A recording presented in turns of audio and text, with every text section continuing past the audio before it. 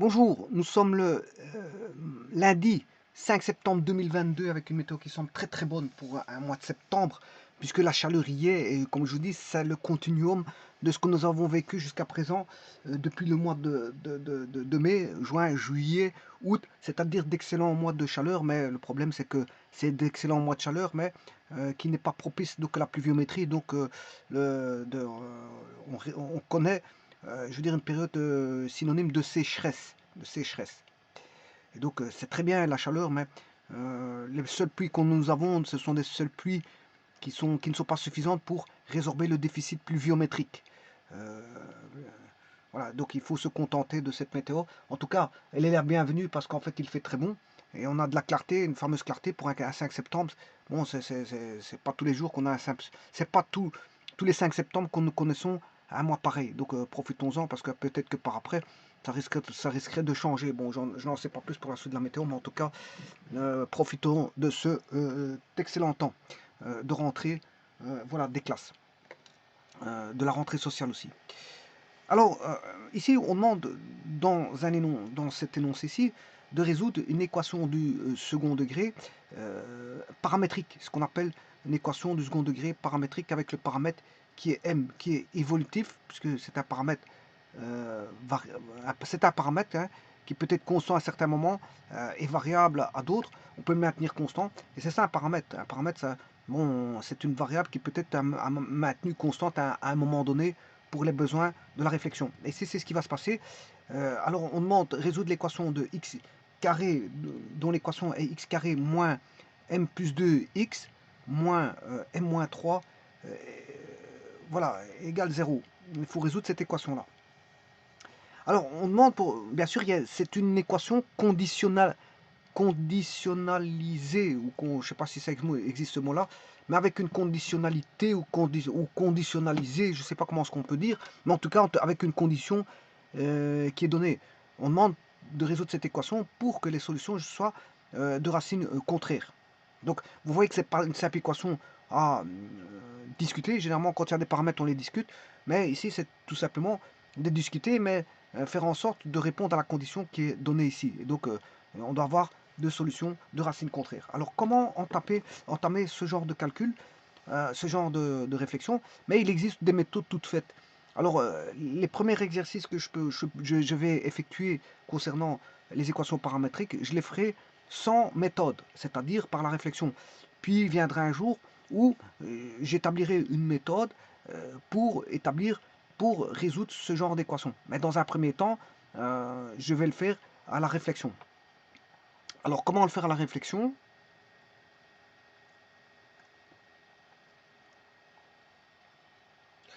Eh bien, la réflexion, c'est d'abord de résoudre comme si on avait, comme si on n'avait pas de paramètres, c'est-à-dire comme si on considérait le paramètre comme étant normal. Normal, c'est-à-dire comme étant un nombre. On le verrait comme étant un nombre. Donc à ce moment-là, on le résoudrait de manière classique, c'est-à-dire qu'on aurait x carré moins m plus 2 x moins m moins 3 égale 0. Voilà, ça c'est l'équation à résoudre. Eh bien, je chercherai le réalisant, delta ou rho, hein, rho ou delta, qui est le réalisant, ou le discriminant de cette équation. Alors, c'est b carré moins m plus 2 au carré, b carré, moins 4 fois a, le a il est ici, fois c, et le c c'est moins m moins 3, voilà. Et ça c'est le delta.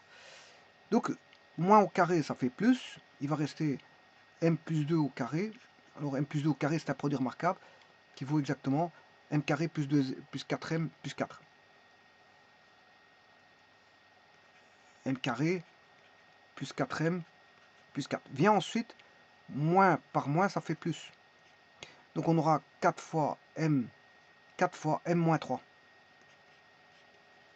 Alors 4 fois m moins 3, si je mets en évidence, c'est 4m moins 12.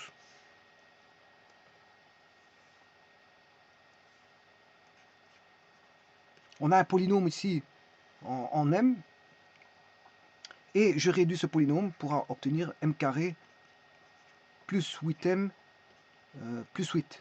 Voilà. Et on peut discuter à partir de ça. Alors, si je cherche les racines de m carré plus 8m plus 8,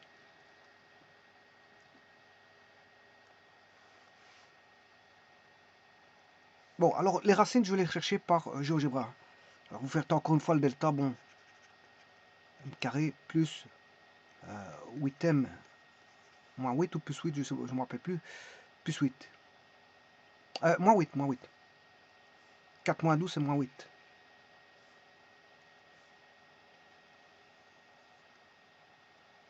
Moins 8, voilà. Et donc, vous cherchez le delta, de nouveau, le réalisé en rho, qui est b carré, moins 4 fois a fois c, c'est 64 plus 8 fois 4, 32, ce qui fait 6, 96. Et donc, les racines, ce sera m1 et m2. On aura moins b. Moins b, c'est moins 8, plus racine de 96 sur 2a, a volant 1, et moins 8, moins racine de 96.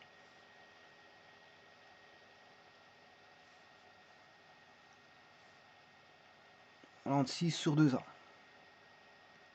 Alors, je vais vite faire les calculs à la machine. Alors, racine de 96 en 8 divisé par 2. 0,4. Ici, la première réponse vaudra 0,89897 voilà, etc. 3 petits points. La seconde, c'est racine carrée de 96 moins 8. Oui, attention qu'ici je me suis trompé. Bien sûr, vous aurez compris que celui-là, c'est celui-là. Et maintenant, je vais faire moins 8. Moins 8 moins racine carrée de 96 divisé par 2. Ce qui fait moins 8,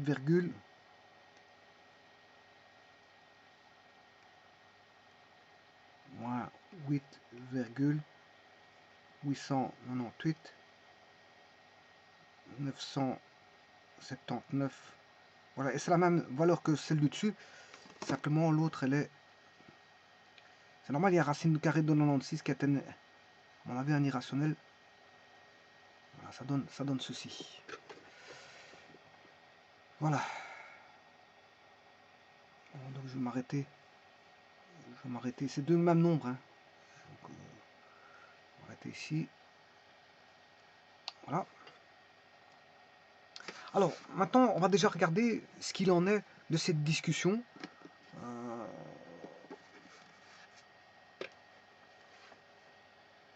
Alors, je prends moins 8,8, moins 8,9 et 0,9.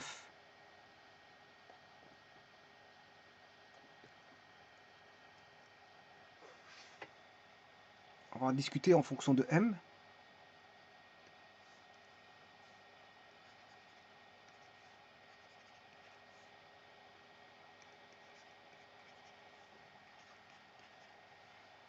Bien sûr, ça c'est la valeur de m.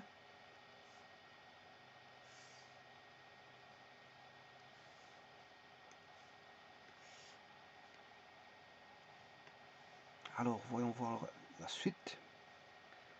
Alors, le m carré plus 8m, le a est positif. Il vaut 1. Hein. Dans m carré plus 8m moins 8, le a il vaut 1, donc il est positif. Bon, ici il est positif, le a, ça veut dire qu'on aura du plus, du moins, et du plus. Ça veut dire qu'ici on aura deux racines. Là on aura 0 racine. Et là on aura 2 racines. Voilà. Donc au-delà de 0,9, on a 2 racines. Et entre moins 8,9 et 0,9, on n'a pas de racine. Et en dessous de moins 8,9, on a 2 racines. Bon, on va voir ça sur GeoGebra. Donc l'équation, je vous rappelle que c'est x carré moins m plus 2, moins, voilà. Alors donc ce qui veut dire que j'ai besoin de mettre un curseur. Le nom c'est m, qui va aller de moins 10 à 10. Bon, par incrément, je vais mettre un incrément de 1, pourquoi pas. Par incrément de 1.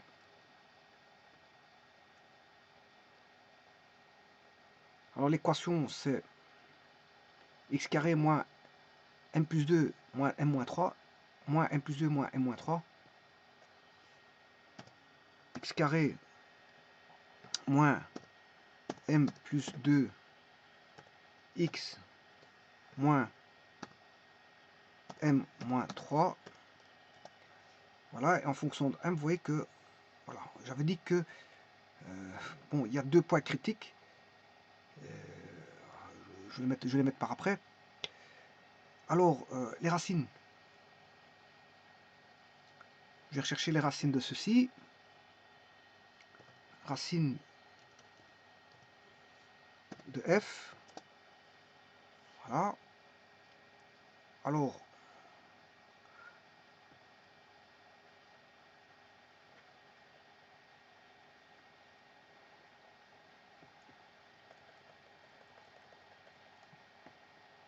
voilà, en fonction du paramètre m. Donc, si le paramètre m est, comme je l'ai dit, au-delà de 0,9, au-delà de 0,9, on a deux racines. Au-delà de 0,9, on a deux racines. Donc, au-delà de 0,9, si je mets m au-delà de 0,9, on aura toujours deux racines. Il y aura toujours des racines. Bon. Arrivé en 0,9,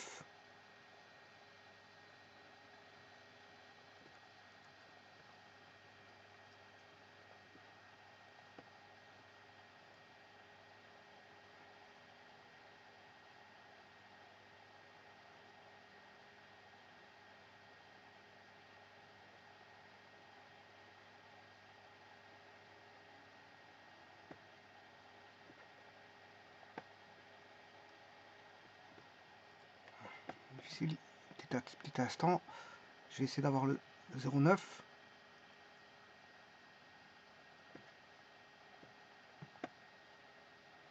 Voilà.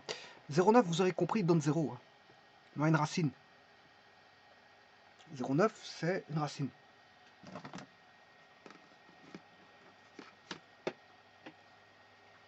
Donc, ce qui veut dire que là, on a une racine. Et ici, on a une racine. Voilà. Alors, entre moins 8,9 et 0,9, on n'a pas de racine. On n'a pas de racine.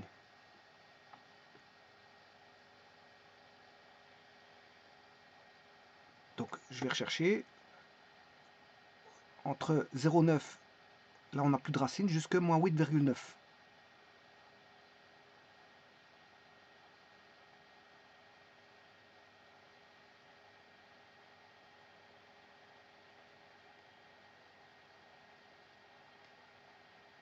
Voilà. Et là, on a une racine. Et puis après, au-delà, on a deux racines. C'est donc le tableau que je vais te faire à l'instant. Donc, ce qui veut dire que, en d'autres termes, je vais refaire le tableau ici. La zone intéressante, enfin, je dirais les zones intéressantes, je vais enlever la zone où il n'y a pas de racine. Elle est inintéressante. Inintéressante parce qu'en fait, je vais regarder. Donc, ce qui veut dire qu'entre moins 0,8 et 0,9, on n'a pas de racine. C'est ce que je vais appeler une zone rouge. Il n'y a rien. Il n'y a pas de racine. Voilà, là, dans cette zone-là, entre 8,9 et 0,9, il n'y a pas de racine. Bon, maintenant, on va répondre à la question. Il faut résoudre l'équation M de telle manière à ce que les solutions soient de racines contraires. Bon, alors pour ça, ça va demander une petite discussion. Alors, une discussion sur quoi? Alors, sur les sommes et produits. Sur les sommes et produits. Alors pour ça, si je vais discuter sur les sommes et produits, ben, sur GeoGebra, je vais aller rechercher l'abscisse de A. Et l'abscisse de B. En faire bien sûr la somme. Ça c'est la somme. Et en faire le produit. A fois B. Voilà, ici on a la somme et produit. Hein.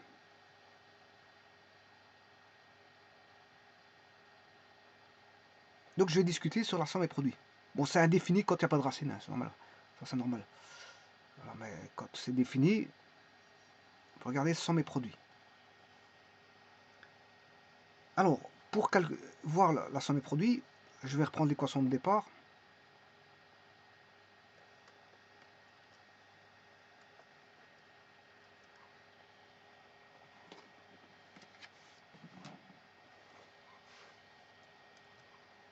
Ça c'est l'équation de départ. Alors, c'est une équation du second degré où la somme peut être écrite de la façon suivante. On a x carré moins sx plus p avec s qui est la somme et p qui est le produit. Ça veut dire que s, la somme, vaut m plus 2 et le produit vaut moins m moins 3.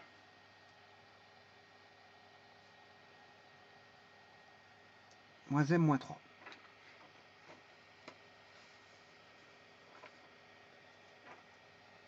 Alors, quand est-ce qu'on peut avoir 4 cas de figure? Enfin, on peut avoir plusieurs cas de figure. Enfin, on va voir ça tout de suite.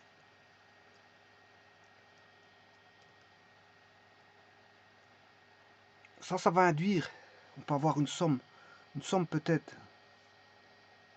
positive. Alors quand est-ce qu'une somme est positive dans les racines? Elle est positive, soit il y en a un qui est négatif, elle est positive, mais que la négative est plus petite en valeur absolue que la positive. Ou alors on peut avoir deux positifs. Alors qu'est-ce qui détermine les signes? C'est le produit. C'est le produit. Par exemple, si le produit est positif, ça veut dire qu'ils sont de même signe. Les deux x1 et x2 sont de même signe. Donc on peut avoir S positif,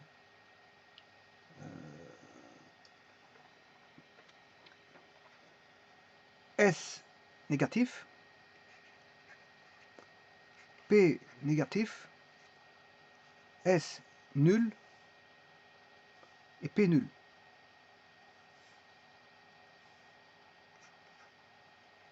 Alors, quand est-ce qu'on a S positif? Ben, quand M plus 2,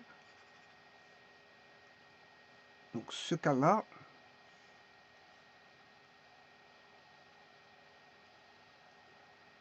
va aller avec le cas ici. Hein. Maintenant, je vais traiter en M. M plus 2 doit être positif, M plus grand que moins 2. Donc quand M est plus grand que moins 2, on a S positif.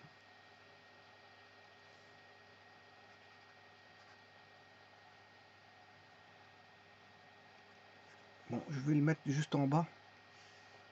Je traiterai les produits par après. Quand on a S positif par rapport à M, c'est quand M est plus grand que 2. Alors quand est-ce que M est négatif? M plus 2 négatif pour M plus petit que moins 2. Quand est-ce que S égale 0? Quand M plus 2 égale 0, c'est-à-dire que M égale moins 2.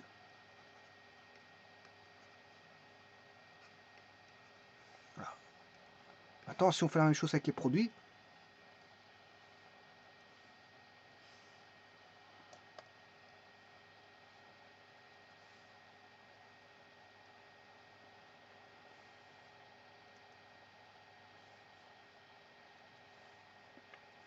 moins M moins 3 positif, M moins 3 négatif, m plus petit que 3.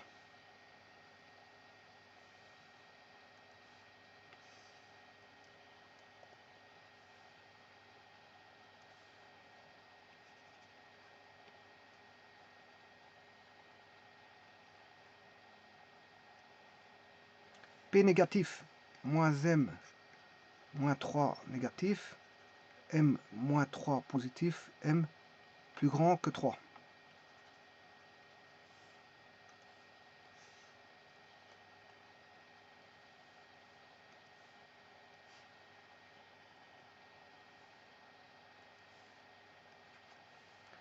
Moins m moins 3 égale 0, m moins 3 égale 0, m égale 3. Et voilà, ici on a tous les cas de figure. Donc on peut avoir le cas de figure somme positive, produit positif, somme positive, produit négatif, somme positive, produit nul. Voilà, c'est un premier cas de figure. On peut avoir somme positive, produit positif, je m'excuse, ça je l'ai déjà fait. Somme positive, produit positif, somme positive, produit négatif, somme positive, produit nul. Et on peut avoir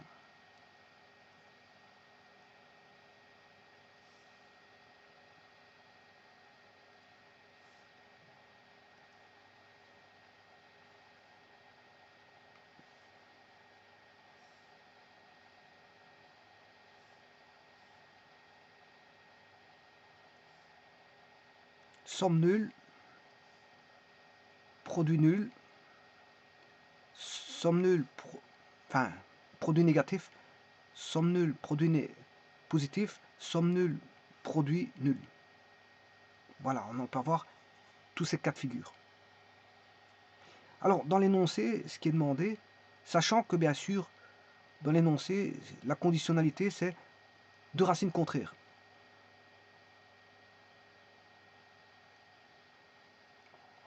Alors, deux racines contraires, ça veut dire que c'est le produit qui est négatif. Parce qu'ils sont contraires.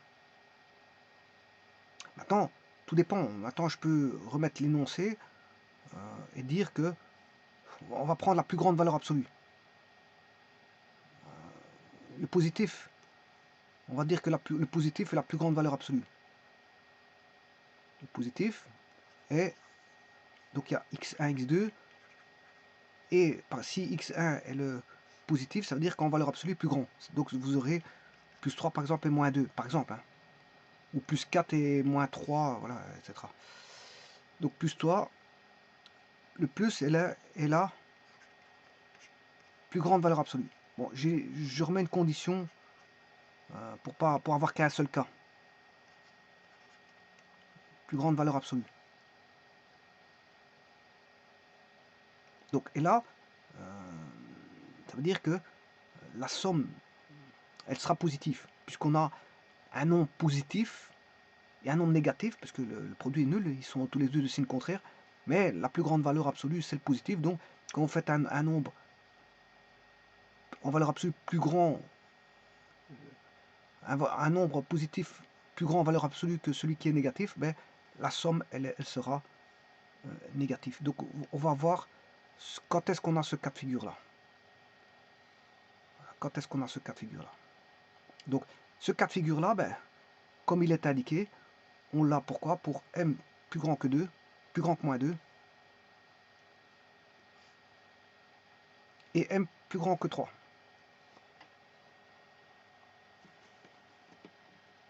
Bon, on va regarder ça tout de suite, mais j'ai besoin du tableau de définition de départ.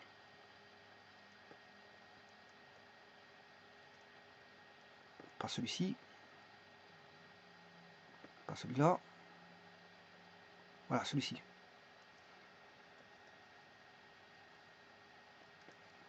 Je vais aller rechercher.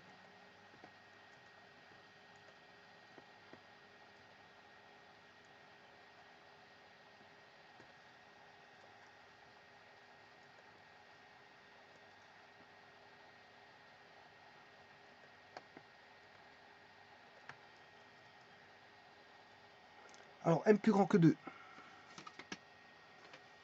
Alors, je vais retirer une racine. On sait bien que c'est une racine, ça. Bon, m plus grand que moins 2. Je vais mettre le tableau de m.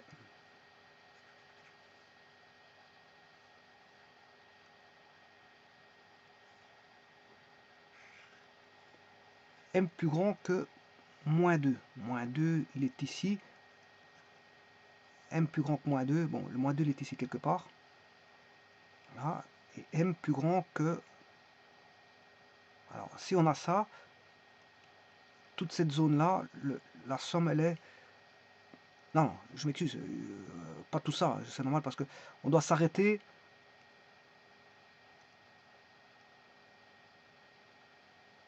plus grand que moins 2. Oui, plus grand que moins 2. Ouais, donc tout à droite, c'est S positif. Parce qu'après, S négatif, c'est pour plus petit que, strictement plus petit que 2. Et pour égal à moins 2, c'est égal à 0. Donc la somme est à gauche, enfin à droite, positif. Ça, c'est la zone où S est positif. Bien sûr, jusque l'infini. Ça tend à l'infini. Alors, la zone où le produit est négatif, c'est M plus grand que 3. Donc je vais chercher M, le 3. Bon, supposons qu'il soit ici. 3. À partir de là, le produit, il est... Toute cette zone-là, le produit, il est positif.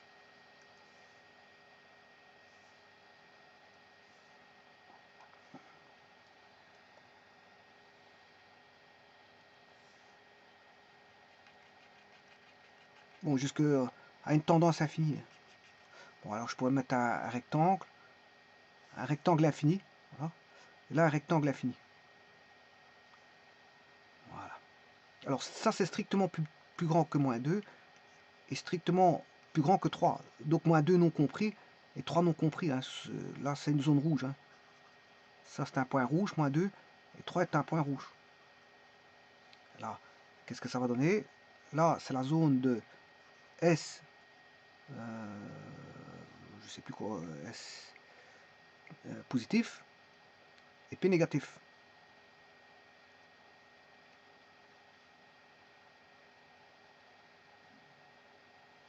S positif et P négatif. C'est P négatif. C'était pas P positif, c'est P négatif. Je m'excuse. Si je me suis trompé, c'est P négatif. S positif. S positif. C'est la zone ici. La zone là, c'est P négatif. Voilà.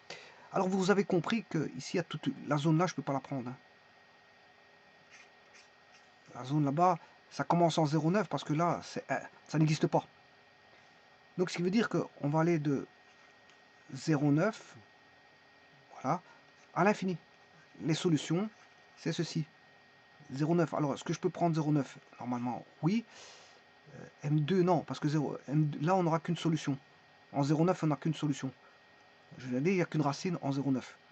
Donc, c'est les solutions, ça va de 0,9 à l'infini. Donc, M appartient de 0,9 à l'infini. Voyons voir.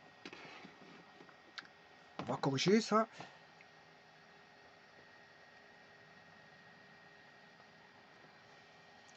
Alors, voyons voir la somme. La somme, elle est là. Hein. Vous voyez la somme qui vaut A plus B et le produit A fois B.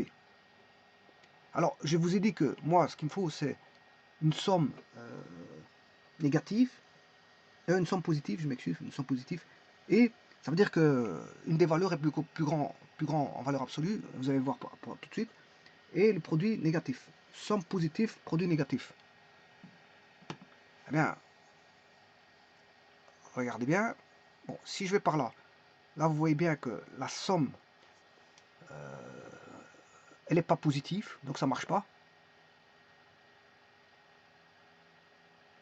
Là, ça devient indéfini, ça ne sert à rien de chercher. Donc, voilà, regardez. Ici, la somme, elle est négative. Ça ne m'intéresse pas. Là, ça devient indéfini, ça ne m'intéresse pas non plus. Voilà. À partir de 0,9, je vais essayer de la voir. 0,8. Voilà. À partir de 0,9, on n'a qu'une solution. On n'a qu'une seule solution. Voilà qui est... voilà, il n'y a qu'une seule solution. Hein. Je ne suis pas précis ici, c'est pour ça qu'il vous indique un 4 et un 5. Je ne suis pas précis ici. La solution, c'est pas 0,9 en vérité, c'est un nombre plus petit que 0,9. Hein. Je vous l'ai dit, si c'est parce que on l'a mis au dixième, mais en vérité, c'est un nombre. Voilà, en vérité, c'est fait 1, voilà, les racines, c'est 1,4. Donc le m vaut 0,9, mais c'est pas tout à fait 0,9 parce que elles ont été trouvées, les racines ont été trouvées ici. Hein. Ouais, j'ai mis 0,9 pour faciliter la tâche, mais c'est plutôt, voilà, ça. Là, on est plus précis. Hein. C'est 0,898, 97, etc. Bon, c'est pour ça que j'ai pas une solution pile poil où on a 1,4, 1,4 ou 1,5, 1,5 pour le A et B. Mais on n'a qu'une solution, je vous le dis tout de suite. Puis par après, qu'est-ce qui se passe? Là, on a à partir de 0,9, là, on a bien le, le oui, oui, ici je me suis trompé. Hein. Je me suis trompé, ouais. J'ai oublié de dire quelque chose ici. C'est pas ça la solution. C'est pas ça parce que en dessous de 3, oui, il faut l'intersection des deux. Je me suis trompé. Hein. Parce que, voilà, normalement, l'intersection, elle est là. Des deux. Donc, c'est au-dessus de 3. Oui, il me semblait que j'ai fait une petite erreur. Parce qu'il faut avoir l'intersection des deux.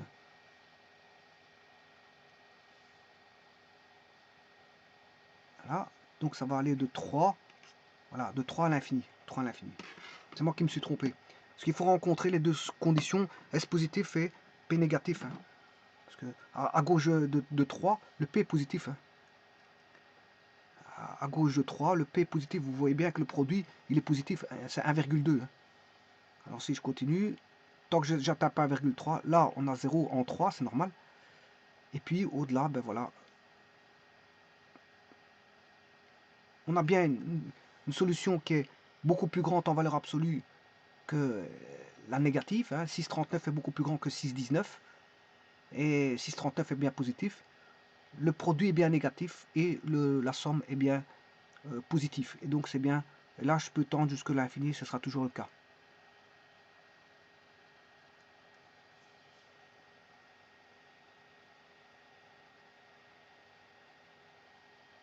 Donc en d'autres termes, la solution, qu'est-ce que c'est? C'est m plus grand que 3. M strictement plus grand que 3. Donc ceci signifie qu'on a, je pourrais dire, m strictement plus grand que 3.